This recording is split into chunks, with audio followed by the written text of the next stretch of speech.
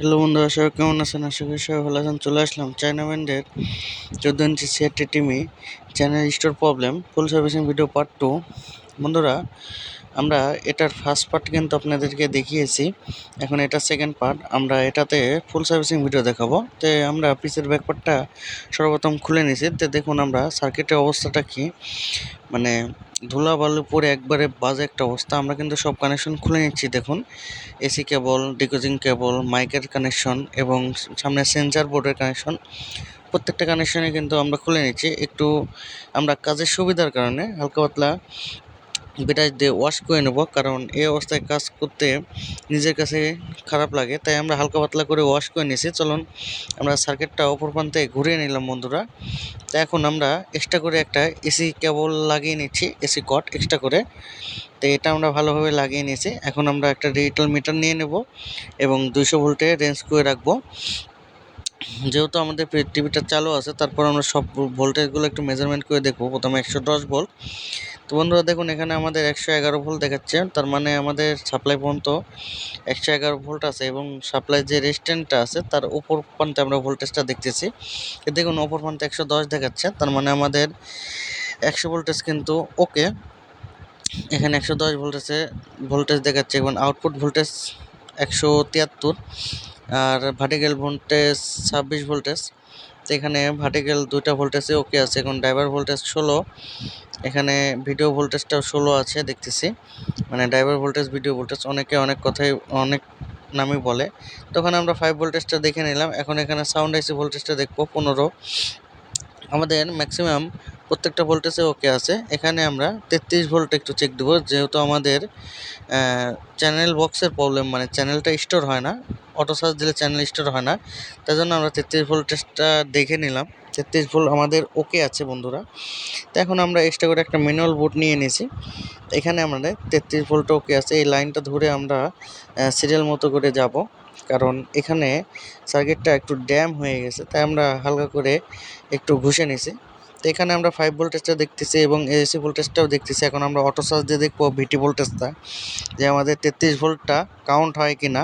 তো আমরা যে এক্সট্রা যে ম্যানুয়াল বোর্ড নিয়ে নিছি সেটাকে আমরা কিন্তু অটো চার্জ দিয়ে নিয়েছি টিভিতে। তো দেখুন আমাদের এখানে ভোল্টেজটা খুব কমভাবে যাচ্ছে, মানে ডিসেল লাইনটা দেওয়া হয়নি, ডিসেল লাইনটা আমরা দিয়ে নিলাম। তো দেখুন আমাদের ভিটি ভোল্টেজটা 9.10, এখানে 33 ভোল্ট পর্যন্ত উঠবে। তো এখানে খুবই কম ভোল্টেজ যাচ্ছে। তো পরবর্তীতে আমরা এখানে একটা রেজিস্ট্যান্স আছে, রেজিস্ট্যান্সের অপর প্রান্তে আমরা দেখতেছি 15.3, মানে এখানে ভোল্টেজটা অ্যাকুরেট আছে, এখানে 33 পর্যন্তই যাবে। তো রেজিস্ট্যান্সটা পার হলে একবারে 33 দেখাবে না স্যার, কিন্তু দেখাবে না। তো আমাদের মনে হচ্ছে এখানকার রেজিস্ট্যান্সটার প্রবলেম। তো আমরা অপর প্রান্তে দিয়ে রেজিস্ট্যান্সটা ঘুরিয়ে দেখতেছি, একবারে জং ধরে নষ্ট হয়ে গেছে, তাই জন্য কিন্তু ভোল্টেজটা কাউন্ট হচ্ছে না। তো দেখুন আমরা এই রেজিস্ট্যান্সটা খুলে নিই। তো তার আগে আমরা একটু ওয়াশ করে নিচ্ছি, কারণ সার্কিটের অবস্থা খুবই খারাপ বন্ধুরা, মানে ড্যাম হয়ে গেছে। অপর প্রান্তে যে যতগুলো পার্টস দিয়ে আছে, রেজিস্ট্যান্স, পিএফ বলেন, মানে আদার্স পার্টসগুলো প্রত্যেকটাই দেখি ঠ্যাংগুলো জং ধরে গেছে। তো এতগুলো চেঞ্জ করা সম্ভব না, তাই জন্য আমরা যতদূর করা যায় ততদূরই করব।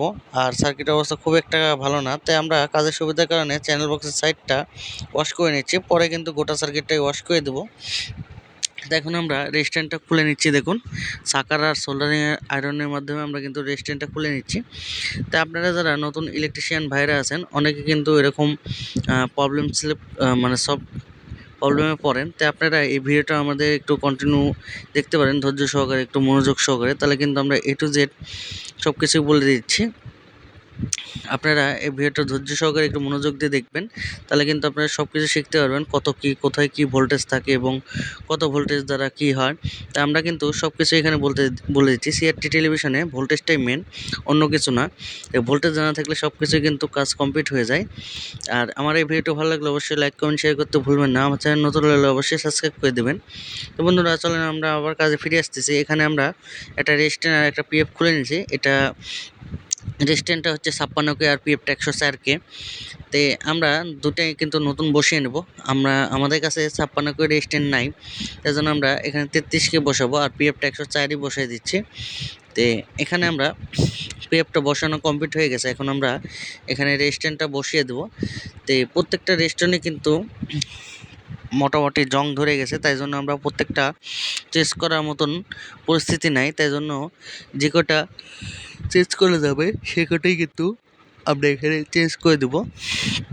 তা আমরা ভিটি রেস্ট্যান্টগুলো কিন্তু চেঞ্জ করে দিচ্ছি। তো প্রথমে আমরা কিন্তু রেস্ট্যান্ট আর পিএফটা পিসিবি বোর্ডের সাথে কিন্তু বসিয়ে নিয়েছি।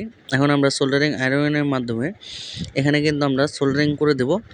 তো এখানে আমরা সোল্ডারিং আয়রন এবং রাঙের মাধ্যমে কিন্তু রেস্ট্যান্টটা অলমোস্ট সোল্ডারিং করে দিচ্ছি। তারপরে আমরা কিন্তু পিএফটা এখানে সোল্ডারিং করে দেব। তো বন্ধুরা, আপনারা যারা বাসা বাড়ি থেকে এগুলো আমার এই ভিডিওটা দেখতেছেন, তারা একটু মনোযোগ দিয়ে দেখবেন। আপনাদের বাসাতে ম্যাক্সিমাম বাসাতে সিআরটি টেলিভিশন আছে, ম্যাক্সিমাম বাসায় কিন্তু সিআরটি টেলিভিশন আছে। প্রত্যেকটি টেলিভিশনে কিছু না কিছু প্রবলেম কিন্তু হয়ে থাকে মাঝে মধ্যে। তো অনেকের ক্ষেত্রে কিন্তু এই চ্যানেল স্টোর হওয়া, চ্যানেল আসে না, চ্যানেল ঝিরঝির করে, এগুলো প্রবলেমেই কিন্তু বেশি। তো আপনারা আমার এই ভিডিওটা একটু মনোযোগ দিয়ে দেখবেন। এগুলোর কারণ হচ্ছে এই ভিটি রেস্ট্যান্ট। তো আপনারা আমার এই ভিডিওটা অবশ্যই মনোযোগ দিয়ে দেখবেন। ভিডিওটা কেউ স্কিপ করবেন না, ধৈর্য সহকারে একটু দেখবেন। আমি কিন্তু সব কিছু বলে দিচ্ছি। আর আমার এই ভিডিওটা ভালো লাগলে অবশ্যই লাইক, কমেন্ট, শেয়ার করতে ভুলবেন না। আমার চ্যানেল নতুন হলে অবশ্যই সাবস্ক্রাইব করে দেবেন। তো বন্ধুরা দেখুন, আমাদের রেস্ট্যান্ট কিন্তু লাগানো কমপ্লিট হয়ে গেছে এবং আশপাশ দিয়ে আমরা একটু সোল্ডারিং করে নিলাম। তো এই সার্কিটে প্রচণ্ড পরিমাণ লুজ আছে, মানে ফেলায় রাখার কারণে প্রচণ্ড পরিমাণ লুজ আছে, তাই জন্য আমরা কিন্তু গোটা সার্কিটটাই মোটামুটি সোল্ডারিং করে দেব। তো আমরা দেখুন, সর্বপ্রথম এখানে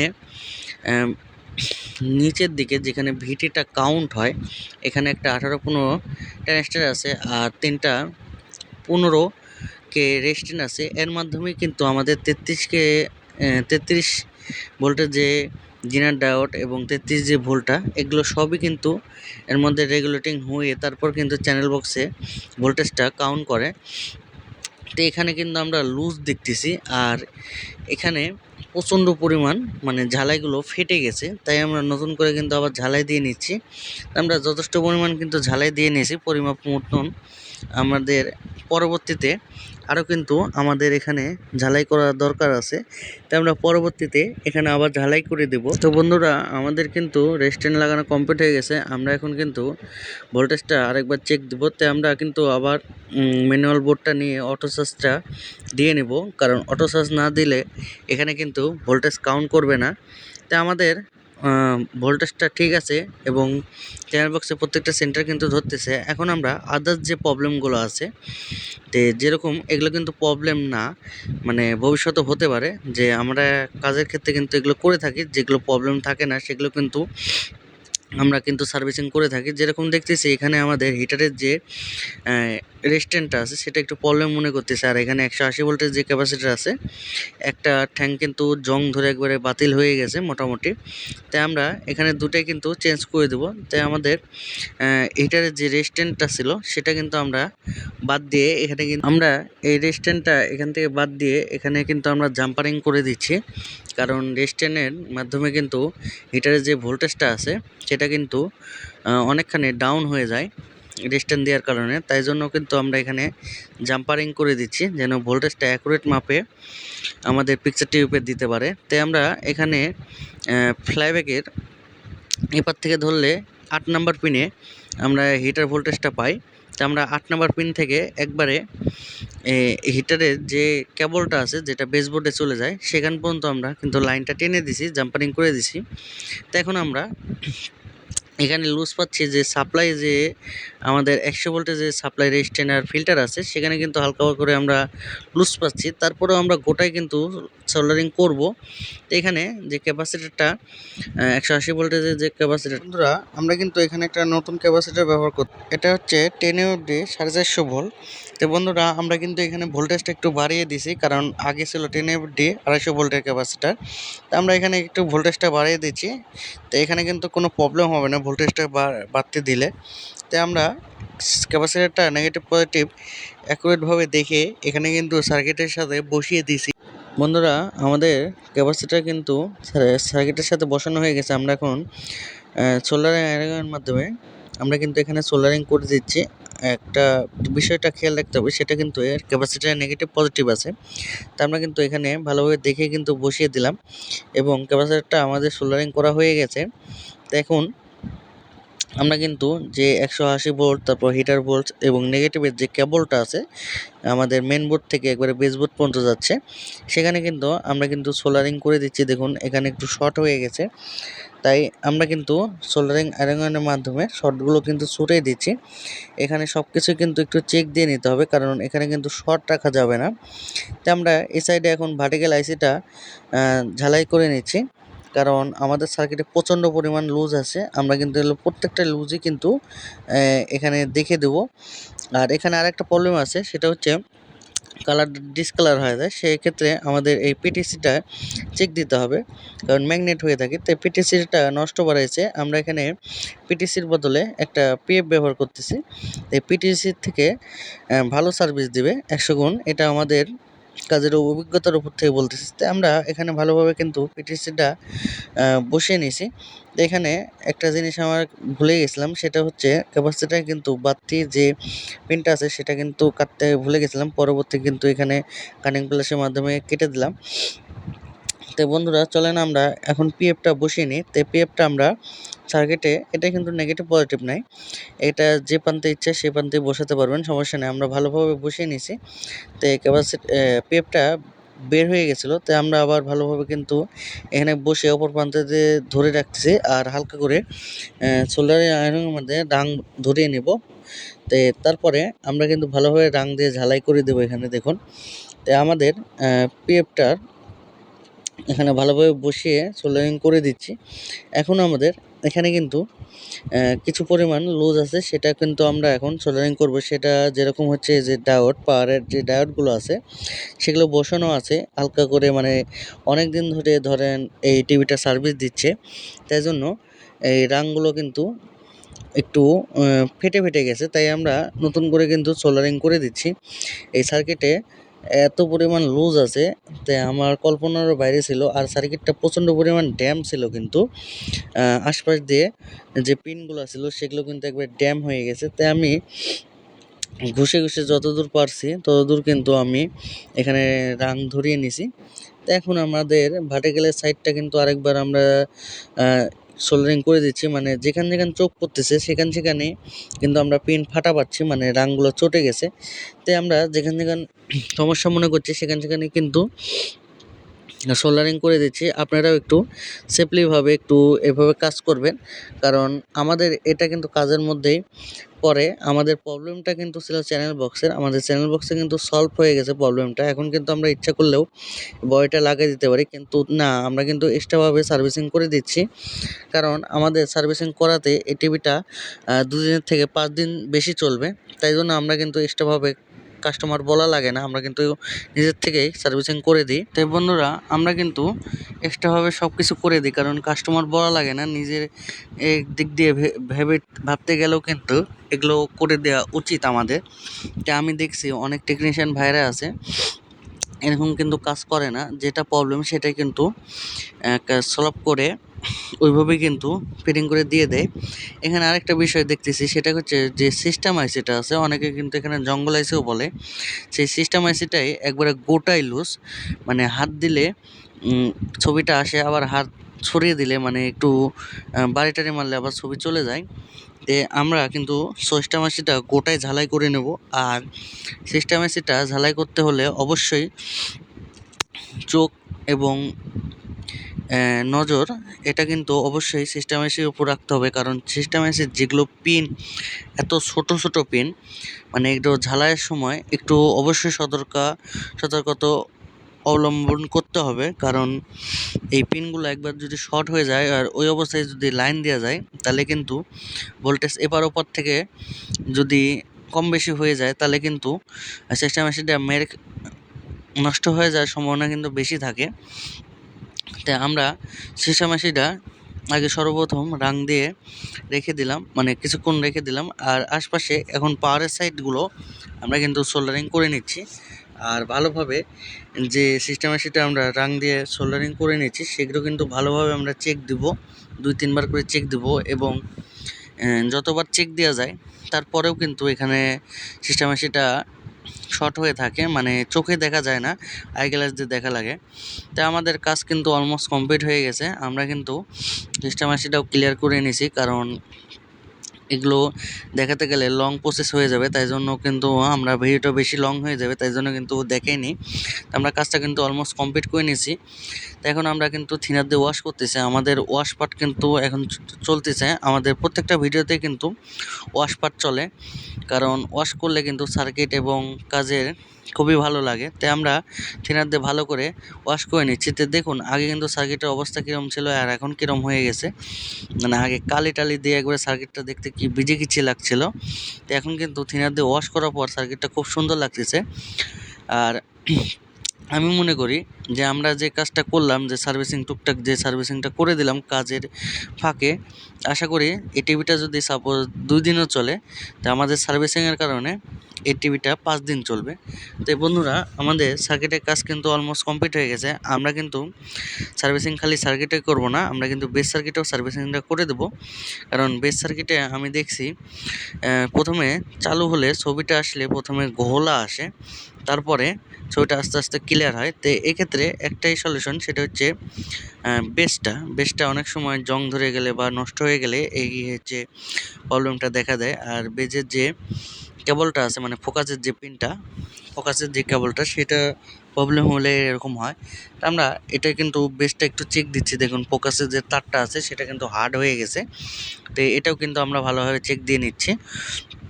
তো আমরা এখন বেসটা প্রপারলি খুলে এখন ভিতরে দেখবো যে পিনটা আছে, ফোকাসের যে পিন, সেটা আমাদের টিউবের সাথে লাগে, সেটা জং ধরে বা তুতে পড়ে গেছে নাকি।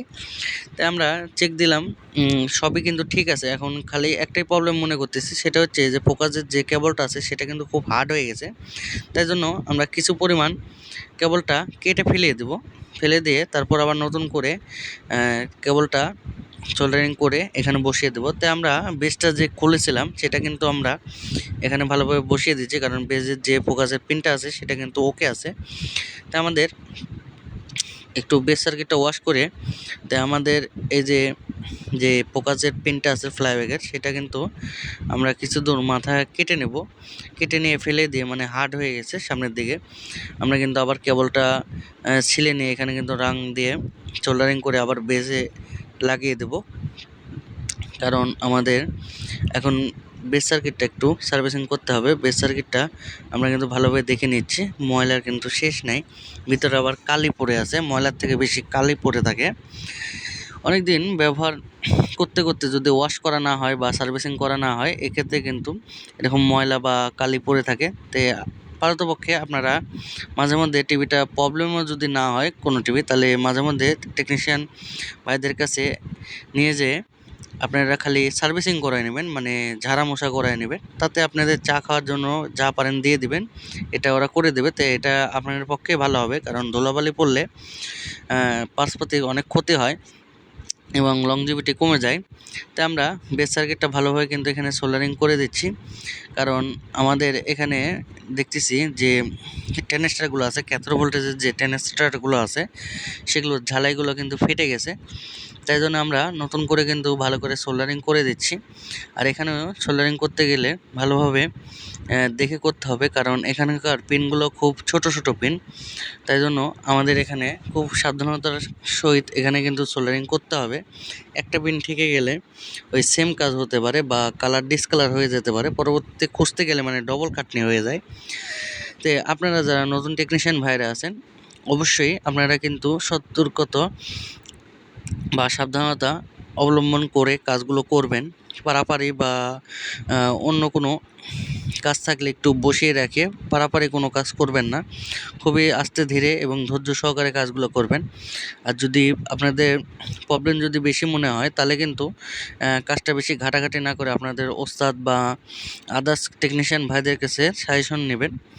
আর অযথা ঘাটাঘাটি করলে কিন্তু ক্ষতিটা কাস্টমারের হয়, আপনার কোনো ক্ষতি হবে না। কারণ ঘাটাঘাটি করলে ওই সার্কিট বা আদার্স কোনো ইলেকট্রনিক্স ডিভাইস পণ্য সহজে উঠতে চায় না। আমার অনেক দেখা আছে এরকম, কারণ আমার কাছে 2-3টা টেকনিশিয়ান ভাইরা আছে যারা সার্কিট বা পিসিবি বোর্ড আমার কাছে নিয়ে আসে সার্ভিসিং করতে। তা আমি অনেক দেখছি বা অনেকবার বলছি যে ভাই আপনারা যদি না পারেন আপনারা বেশি ঘাটাঘাটি করবেন না, আমার কাছে নিয়ে আসবেন, আমি করে দেবো। তা আমি ম্যাক্সিমাম কিন্তু সার্কিট বা পিসিবি বোর্ড কিন্তু ওদেরকে তুলে দিছি, তারপরেও ওরা কথা শোনে না। মানে ওরা যতদূর পারে ততদূর কিন্তু চেষ্টা করে, কিন্তু আমার কথা চেষ্টা করুক, কিন্তু বেশি ঘাটাঘাটি করতে গেলে অনেক ক্ষেত্রে এগুলো কাজ করতে আর রুচি ওঠে না। তাই জন্য আমিও আপনাদেরকে এই সাজেশনই দেবো যে আপনারা যদি না পারেন তাহলে বেশি ঘাটাঘাটি করবেন না, ওস্তাদের কাছে নিয়ে আপনার কাজগুলো কমপ্লিট করে নিয়ে আসবেন। আর এরকম যদি প্রবলেমে আপনারা পড়েন তাহলে আমার এই ভিডিওটা কন্টিনিউ দেখেন। আর ভিডিওটা কন্টিনিউ দেখলে আমি কিন্তু স্টেপ বাই স্টেপ সব কিছু কিন্তু বলে দিছি। ভিডিওটা কন্টিনিউ দেখলে আপনারা কিন্তু অনেক কিছু শিখতে পারবেন।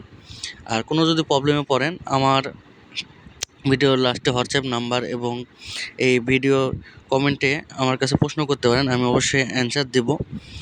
আর আমাদের কাজ কিন্তু অলমোস্ট কমপ্লিট হয়ে গেছে বন্ধুরা। আর আমাদের এই ভিডিওটা ভালো লাগলে অবশ্যই লাইক কমেন্ট শেয়ার করতে বলবেন না। আমার চ্যানেল নতুন হলে অবশ্যই সাবস্ক্রাইব করে দেবেন। তো বন্ধুরা আমাদের কাজ কিন্তু অলমোস্ট কমপ্লিট হয়ে গেছে। আমরা বেস সার্কিটটা ওয়াশ করা কমপ্লিট। এখন আমরা সার্কিটটা ভিড়িয়ে দিচ্ছি এবং প্রত্যেকটা কেবল কিন্তু আবার ইনপুট করে নিচ্ছি। যেরকম ডিকেজনে কেবল, মাইকের কেবল একটা লাগিয়ে নিচ্ছি, আরেকটা মাইকের কেবল কিন্তু এখানে ইনপুট করে দিচ্ছি। তারপর এসি কেবলটা লাগিয়ে নেব, তারপর সেন্সর বোর্ডটাও লাগিয়ে নেব। তো আমরা প্রত্যেকটা কিন্তু কেবল এখানে ইনপুট করে দিছি। এখন কিন্তু আমরা সার্কিটটা রেলিংয়ের মধ্যে ইনপুট করে নিলাম। তো এখানে দেখুন প্রবলেমটা কী ছিল, ভিটির যে রেজিস্ট্যান্স ছিল এখানে আমরা চেঞ্জ করছি, আর 15K যে রেগুলেটর রেজিস্ট্যান্সগুলো ছিল আর 18-15 যে রেজিস্টারগুলো ছিল এগুলো প্রত্যেকটাই কিন্তু আমরা চেঞ্জ করে দিয়েছি এবং ডিসেল লাইনের জ্যাকটাও ভেঙে গেছিলো। তাই আমরা এখানে মানে ভেঙে যায়নি, মানে ভাঙা ছিল, আমরা এখানে সোল্ডারিং করে দিয়েছি ভালোভাবে। তো চলুন আমরা ডিসেল লাইনটা দিই। বন্ধুরা আমরা এসি প্লাগটা ইন করে দিয়েছি, এখন সামনের ডিসপ্লেতে চলে আসছি, আমাদের ইন্ডিকেটর বাল্বটা জ্বলে হচ্ছে। আমরা কিন্তু রিমোট দিয়ে টিভিটা ওপেন করে নিচ্ছি। দেখুন আমাদের টিভিটা ওপেন হয়ে গেছে, আগের যে সমস্যা ছিল সেই সমস্যা কিন্তু নাই। আমাদের টিভিতে প্রত্যেকটা সেন্টারে কিন্তু ধরতেছে, আমাদের কাজটা কিন্তু একদম ওকে হয়ে গেছে। ভিডিওটা ভালো লাগলে অবশ্যই লাইক কমেন্ট শেয়ার করতে ভুলবেন না। আমার চ্যানেল নতুন হলে অবশ্যই সাবস্ক্রাইব করে দেবেন। ওকে।